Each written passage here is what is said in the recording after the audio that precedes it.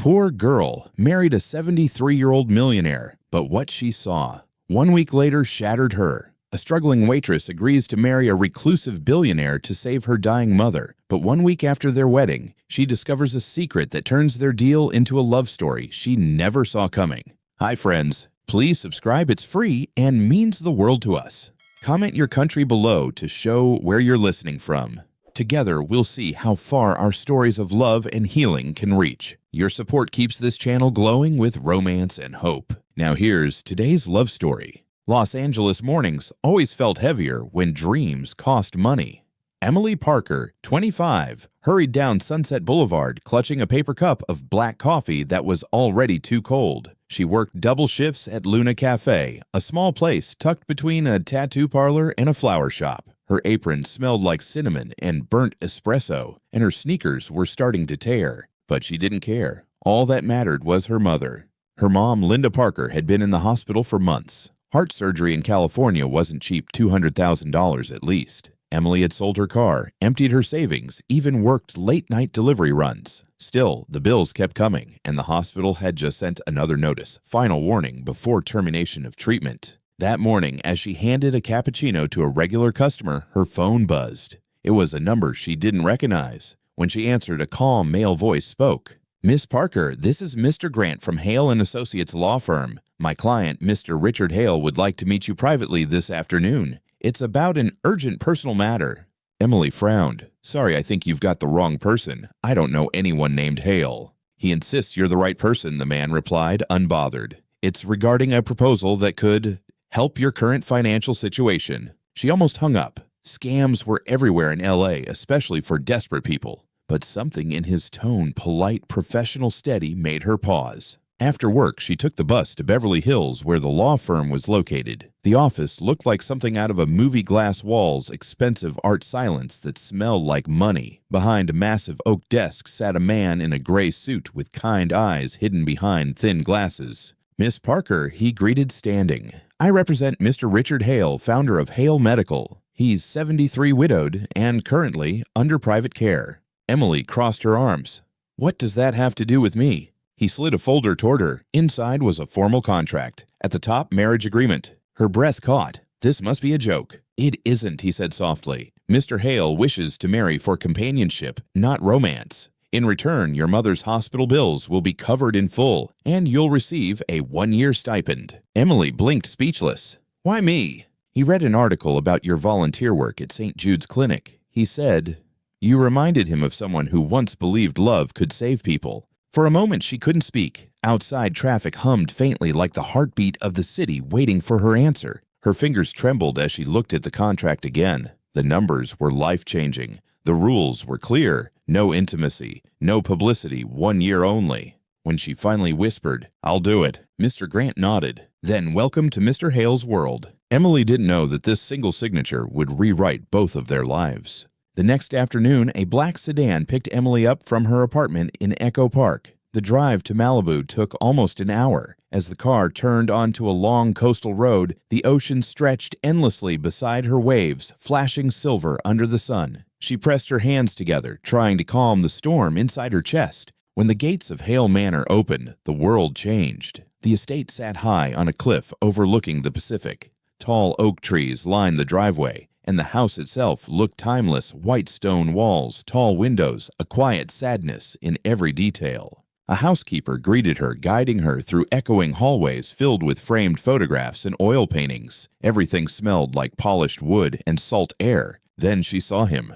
Richard Hale stood by the grand piano near the window, wearing a navy sweater and dark slacks. He was tall for his age. His silver hair neatly combed, his posture still strong. When he turned, his gaze was calm, observant, the kind that noticed everything but revealed nothing. "Miss Parker," he said, his voice low, slightly rough. "Thank you for coming." Emily nodded quickly, unsure whether to smile or bow.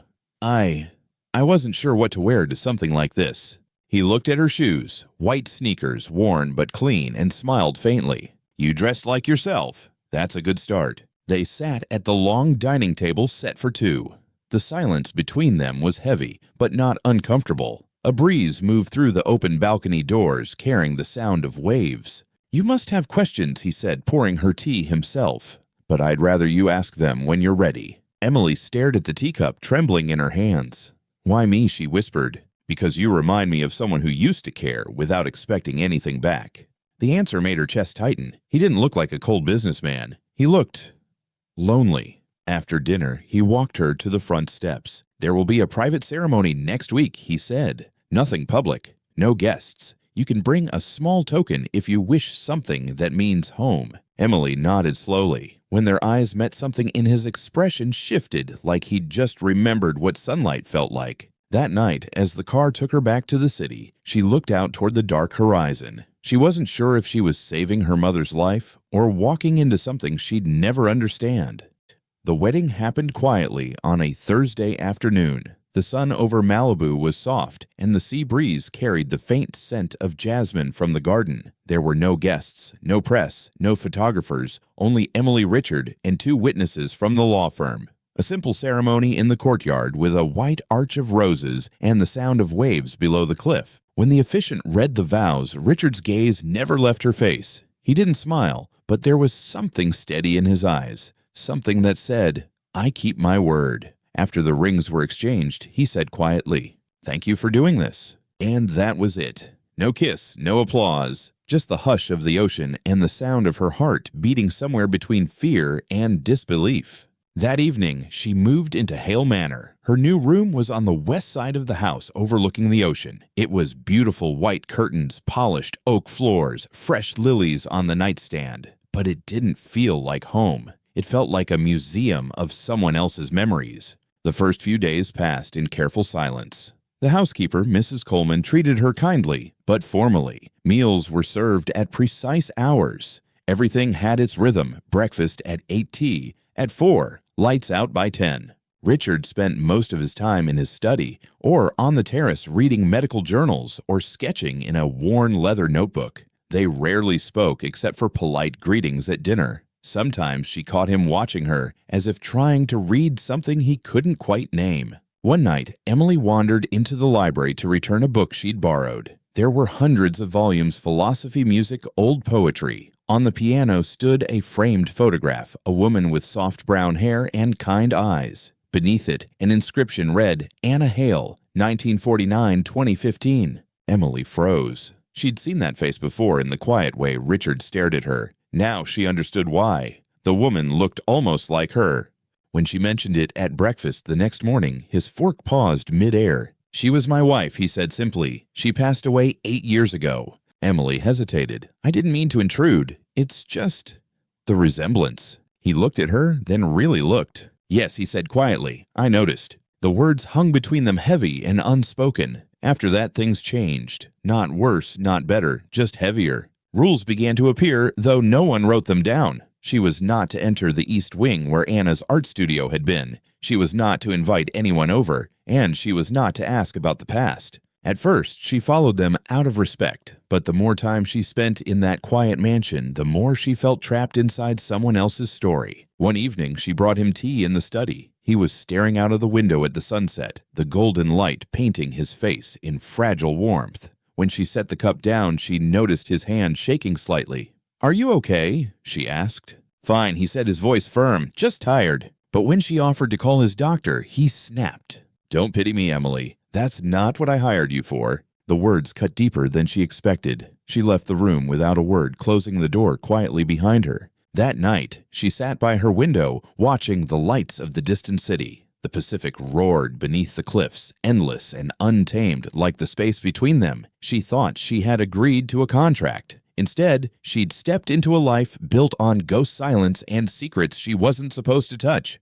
And somewhere in the shadows of Hale Manor, a locked door waited one she wasn't yet brave enough to open. Days turned into weeks, and the ocean became the only sound that filled the silence at Hale Manor. Emily had learned the rhythm of the house. The quiet mornings, the distant footsteps in the halls, the piano that never played anymore. Yet something inside her refused to settle. She wasn't meant to live like a shadow in someone else's memory. One chilly morning, she noticed the gardener struggling with heavy pots in the rose garden. Richard stood a few yards away, instructing softly. He looked pale, his shoulders trembling slightly as he bent to lift a watering can. Without thinking, Emily rushed forward. "Let me help," she said, reaching for the can. He frowned. "It's fine. I can manage." But his hand shook again, and before he could protest, she had already taken it from him. She watered the roses carefully, the cold mist soaking her sleeves. When she looked up, Richard was watching her quietly, almost as if seeing her for the first time.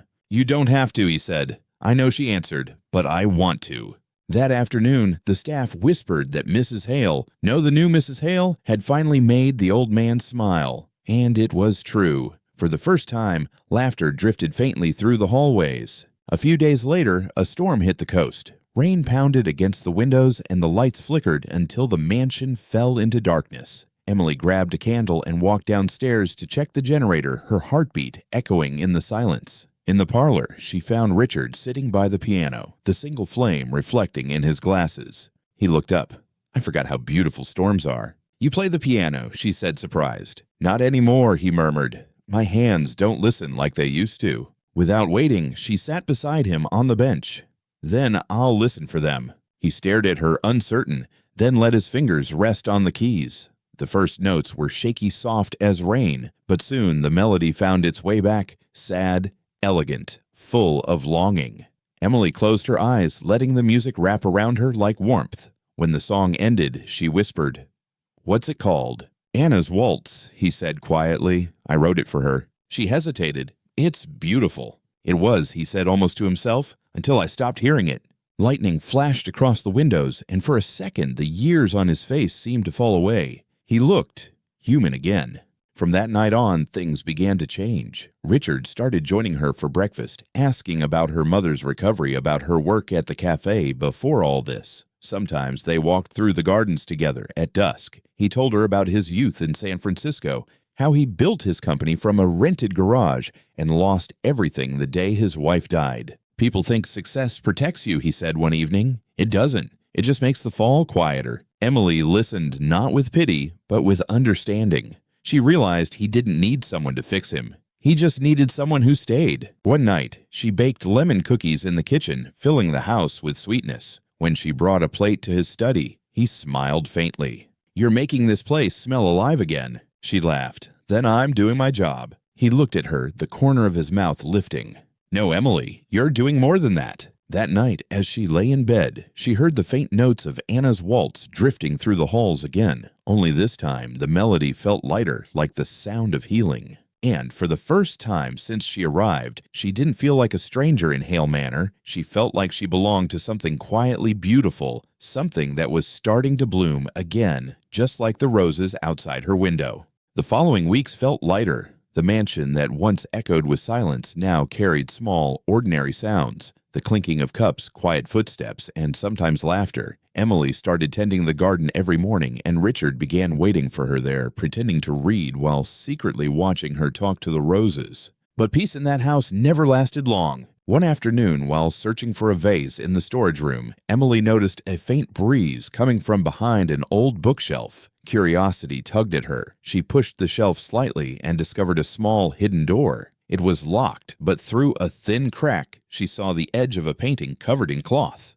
Her heartbeat quickened. The housekeeper had once warned her the East Wing is off limits, but she had never said why. For the rest of the day, Emily couldn't stop thinking about it. That night, when Richard retired early, she returned to the hallway holding a single candle and the spare keys she'd borrowed from Mrs. Coleman. The lock clicked open. A soft wave of cold air greeted her. She stepped inside. It was a studio dusty but untouched, filled with canvases, old brushes, and glass jars still half full of dried paint. A portrait on the center easel caught her breath. It was a woman painted in gentle strokes of light and shadow. The face, delicate kind, looked unmistakably like her own. Emily froze. Her fingers trembled as she traced the edge of the canvas. A signature rested in the corner, Anna Hale, 2014. Before she could make sense of it, a voice spoke behind her. "You weren't supposed to come here." She turned. Richard stood in the doorway, his expression unreadable, the light behind him flickering. He looked tired, older than she'd ever seen him. "I'm sorry," she whispered. "I didn't mean to." "Then why are you here?" "I just wanted to understand." He stepped forward slowly. "There's nothing to understand, Emily. That part of the house is closed for a reason." Her voice shook. "Because of her, because of Anna." He didn't answer. The silence told her enough. Tears filled her eyes. "So that's why you married me," she said softly. "Because I look like her." Richard's jaw tightened. "You think I don't know what this looks like? That I haven't asked myself the same thing every day? Then why me?" "Because when I saw you at the clinic years ago helping a patient, you didn't even know you looked like her. Not her face. Her kindness." Emily shook her head. "I thought this was real. I thought maybe we were building something new." "You're wrong," he said, his voice breaking for the first time. "We were, but I ruined it by letting you see this place." The candle flame flickered between them. She took a step back. "I can't stay here, Richard. I can't be someone else's shadow." He looked at her eyes, full of regret. "Then leave if you must. But don't think for a second that you were just a shadow." She turned before he could see her tears. The door shut softly behind her. That night, the ocean roared against the cliffs like a wounded heart. Emily packed a small bag, nothing much, just a sweater, and her mother's photograph. Mrs. Coleman tried to stop her, but she couldn't. She needed air, she needed distance. As the car drove her down the hill, she looked back once. The manor stood dark against the sky, and through one glowing window, she saw him sitting by the piano hands, trembling above the keys. He began to play Anna's waltz. Only this time, the music broke halfway through like something inside him finally shattered. Emily checked into a small motel in Santa Monica that night. Rain drummed against the window, the same melody that had followed her since she'd signed that contract. She sat on the edge of the bed, staring at her phone, wondering if he would call. He didn't. She thought of the painting, of the woman who'd come before her, and of the man who still couldn't let go. And for the first time since coming to Hale Manor, she realized how much she'd cared. Not for the money, not for the mansion, for him. The next morning, she left a short note with Mrs. Coleman. Tell him thank you, but some hearts can't heal where they were broken. She didn't know it then, but her leaving would be the first thing to make him finally fight for something again. The days after Emily left Hale Manor blurred into a quiet routine of survival. She rented a tiny apartment above a laundromat in Santa Monica, the kind where the ceiling hummed when the washing machines ran. Her job at the cafe downtown started again. Smaller tips, longer hours, but at least the noise drowned out her thoughts. Still, every time the doorbell chimed and an older man in a navy sweater walked in, her heart stopped for a second. Her mother, now recovering well at St. Mary's Hospital, smiled brighter each day. The surgery had been a success, and the bills miraculously had vanished. When Emily asked how the nurse shrugged. Some anonymous donor paid the entire balance, even set up a long-term care fund under something called the Anna and Emily Foundation. The words froze her. She went home that night and searched the name online. The first result led to a modest website cream background gold letters. On the homepage was a message, "For those who gave love even when life gave pain," founded by Richard Hale in honor of Anna and Emily, two women who reminded him that kindness outlives sorrow. Her breath caught. He had used her name, not out of pity, but gratitude. For a long time, she just stared at the screen. Tears blurred her vision, but she didn't wipe them away. It wasn't about the money or the foundation. It was the realization that he had understood her heart all along. He hadn't tried to replace his wife. He had tried to forgive himself. And in some quiet way, he had given her back the meaning she thought she lost. Across the coast in Malibu, Hale Manor had gone still again.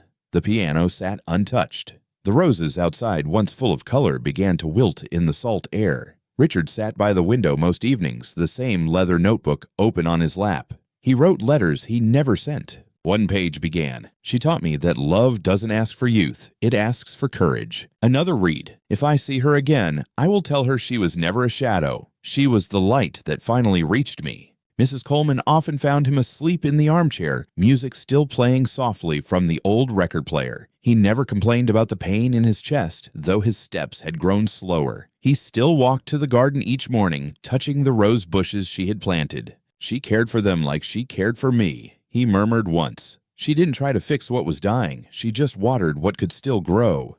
Weeks passed. One evening, Emily stood by the beach, her feet sinking into the cold sand as the sun dipped below the horizon. The wind carried the same scent of sea salt that once drifted through the manor's open doors. She closed her eyes and let the memory play like a song. His voice, his laughter, the sound of the piano. Maybe some love stories weren't meant to stay in one place. Maybe they were meant to heal and then drift apart like the tide that always returns but never stays. She whispered into the wind, "Thank you, Richard, for teaching me how to love without fear."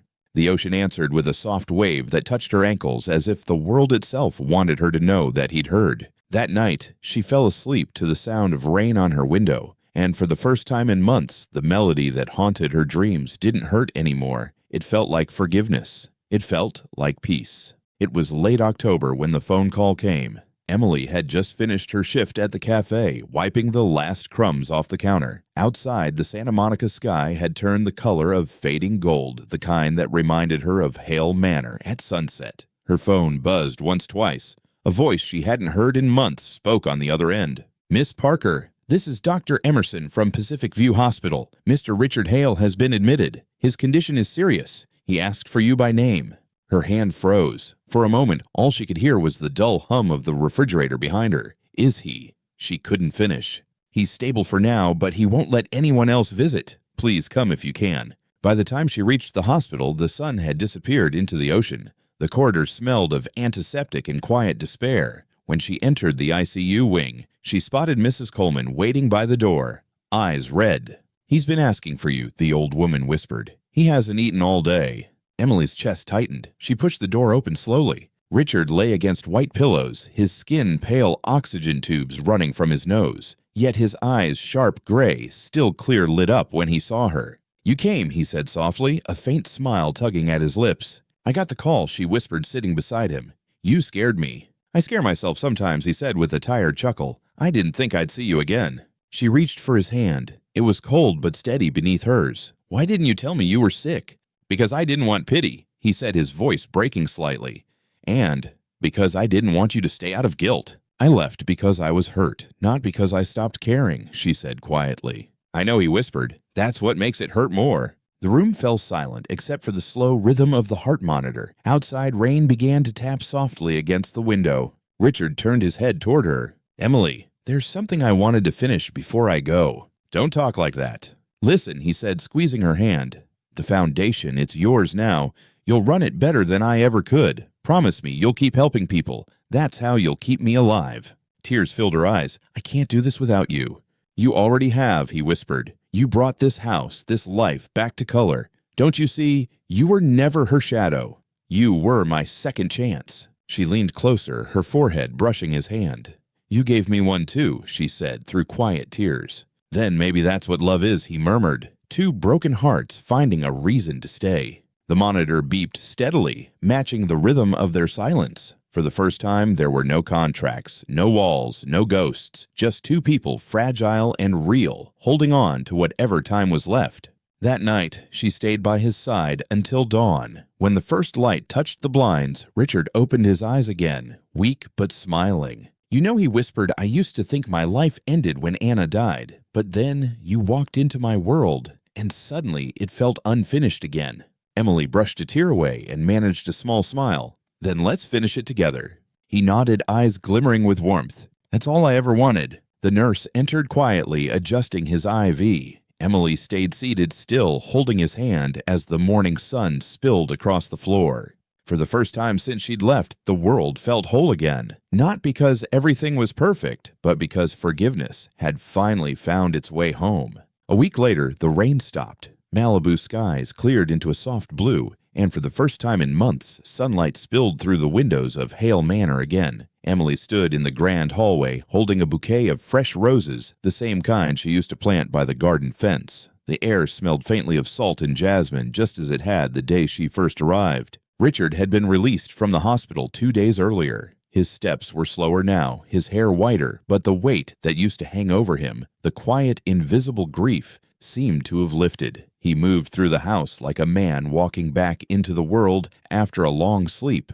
That evening, Emily set up a small table on the terrace overlooking the Pacific. 2 plates, 1 teapot, a record player, quietly humming in the background. When Richard appeared, leaning slightly on his cane, she smiled. "You're early," she teased. "You said 7. "I didn't want to keep the lady waiting," he replied. They sat together, watching the sunset melt into the water. It had been months since they'd shared a moment like this, simple, wordless, and free of ghosts. "The doctor says I should rest," he said softly, pouring tea. "But I think rest means different things for different people." She smiled. "For you, it means working until midnight. And for you, Planting too many roses, she said. He chuckled the sound low and warm. Then we're both terrible at resting. The record player changed songs. A familiar melody began soft piano notes she knew by heart. Anna's Waltz. Emily looked up startled. He met her gaze, a faint glimmer of mischief in his eyes. I thought it deserved a new ending, he said. She blinked. What do you mean?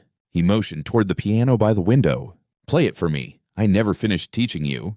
Her heart beat faster as she crossed the room. Her hands trembled slightly on the keys, but once the first notes filled the air, everything else disappeared. The melody carried them both back through every memory, every wound, every unspoken word. When she reached the last measure, she paused, then added a new phrase, a soft, hopeful rise that didn't exist in the original. When the final note faded, she turned. Richard was smiling, tears caught in the corners of his eyes. You changed it, he whispered. She nodded. You once said it was Anna's song. I think now it's ours. He closed his eyes for a moment, then reached out his hand. Then play it again, Mrs. Hale. The title felt strange and right all at once. She took his hand, and for a heartbeat, the years between them vanished. Later, they sat side by side on the terrace, wrapped in a soft blanket. The sea was calm, the stars sharp against the velvet sky. Emily rested her head on his shoulder. You know, he said, I used to think I didn't deserve another chance. But maybe love doesn't care about who deserves it. It just finds who needs it most. She smiled through quiet tears. Then I'm glad it found us. He squeezed her hand gently. You didn't just find me, Emily. You brought me home. The waves crashed softly below. A lantern flickered nearby, painting gold over the walls. In that moment, the mansion didn't feel haunted anymore. It felt alive, reborn like both of them. As the night deepened, Richard whispered something she'd never forget. If I have one regret, it's that I met you so late. She looked up, eyes shining. Then let's make what's left count. And there, beneath the California stars, they shared a quiet, imperfect, breathtaking kind of love, the kind that didn't need forever, just one honest lifetime to mean everything. Winter came softly to the California coast. Mornings at Hale Manor smelled of coffee and sea salt, and the ocean shimmered pale gold through the fog. Emily loved those quiet hours, the soft hum of the kettle, the sound of pages turning in the next room. Richard always sat by the window with a book in his lap, reading until she came to sit beside him. Life had slowed down, but in the best way. The foundation, the Hale Parker Foundation, was thriving. Emily managed it with a small team of young doctors and volunteers, while Richard offered quiet guidance from home. Every month, they received letters from patients who had been saved by the fund. Richard kept them all in a wooden box labeled Second Chances. One afternoon, they drove up the coast to a small clinic the foundation had just built. The sign above the door read, Anna and Emily Free Care Center. The staff lined up outside to welcome them. Richard, walking with his cane, stopped at the entrance and smiled. Anna believed medicine could heal bodies, he said softly. Emily taught me it could heal hearts, too. The crowd clapped gently, and Emily saw the pride in his eyes, calm, humble whole. Back at the manor, evenings were peaceful. They often sat on the terrace after dinner, the same place where everything between them had begun again. Sometimes they spoke. Other times, silence said enough. He would point to the horizon where the sun dipped behind the water. That line between sea and sky, he once told her, that's where I think heaven begins. She smiled. Then we're already close. He laughed softly. The years no longer seemed like walls between them. They were just chapters old and new, folded into one story. One morning, while pruning the rose bushes, Emily found a single new bloom, a deep red rose standing strong in the winter air. She brought it inside, placing it in a glass vase on the piano. When Richard saw it, he smiled. You still believe in miracles, he said. I live with one, she replied. He chuckled, shaking his head. You really are stubborn. She sat beside him at the piano, her fingers brushing the keys. Play with me, she asked. My hands aren't what they used to be.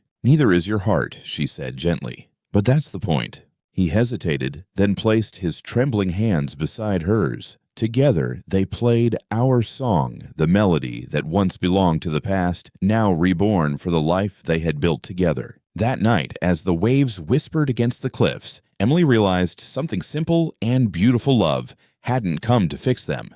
It had come to grow with them. And in that growth, she found peace not in what she had gained, but in who they had become together. Spring returned quietly to Malibu, soft and golden. The ocean was calm again, and the roses outside Hale Manor bloomed in full dozens of them, red and alive, swaying gently in the sea breeze. Inside, the grand piano stood near the window, its lid open a single rose resting on the keys. Emily walked into the room carrying 2 cups of tea, her hair loose, her steps unhurried. The morning light poured across the floor, brushing against Richard's chair by the window. He sat peacefully, head tilted slightly to the side, a faint smile on his face, as if he had simply drifted into another dream. The tea trembled in her hands. She set the cups down and reached for him. His hand was cool, his pulse still. For a long time she didn't cry. She just sat beside him, holding the quiet like something sacred. Later that afternoon, she found a sealed envelope resting on the piano bench. Her name was written on the front in his careful handwriting. She opened it slowly, the paper soft from age. "My dearest Emily, if you're reading this, then I've already gone where time finally stops hurting.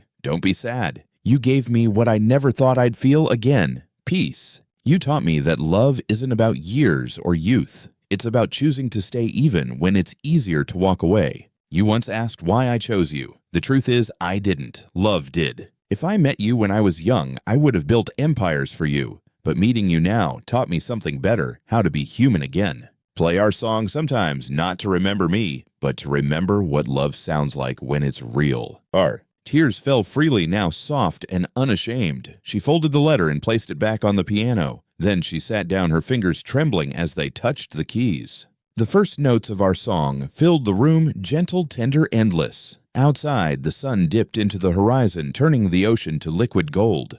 When the last note faded, she whispered, "Thank you, Richard, for finding me." Months later, Emily reopened the manor as a retreat for patients recovering from heart surgery through the Hale Parker Foundation. She lived by the sea, surrounded by people who came there not to mourn, but to heal. Sometimes visitors would pause by the piano, asking about the rose on the keys and the letter framed beside it. She would smile and say, "That's the story of how love saved a life, maybe 2. And every evening before closing the windows, she would play their song once more, a melody that didn't belong to grief anymore, but to hope. Love doesn't always come when we expect it. Sometimes it comes quietly in the last chapters of our story, reminding us that even endings can be beautiful. If this story touched your heart, please subscribe, leave a comment, and share it with someone who still believes that love at any age can change everything.